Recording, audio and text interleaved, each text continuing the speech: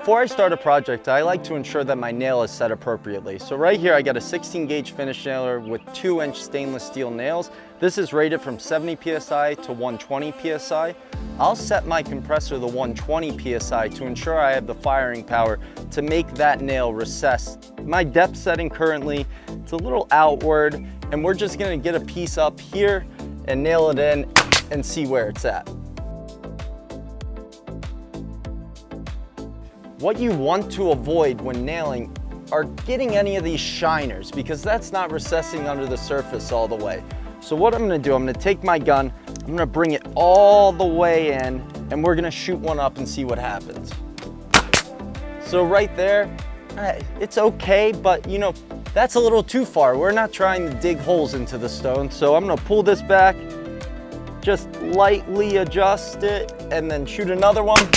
Oh, that's what I'm looking for. So a pro tip is to leave this plastic piece on. This is gonna reduce any negative effects from that firing mechanism impacting the face of the stone. Another pro tip is what I like to do is put it on single fire.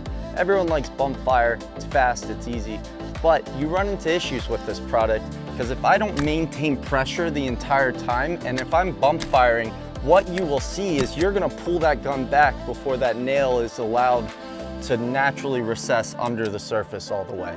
Another thing I like to do is, let's use this material to our advantage. So we have all these different depths and variations. I'm not just gonna go right center face every time. I'm gonna use that to my advantage and shoot at different angles. So here I have a 16 gauge battery powered nail gun. What you'll find with the battery power is they work. They're not as fast as the pneumatic and they don't have the firing power, but same situation. You want to set your depth, get it up there and shoot it in there and see how it's recessing. See, that wasn't too bad.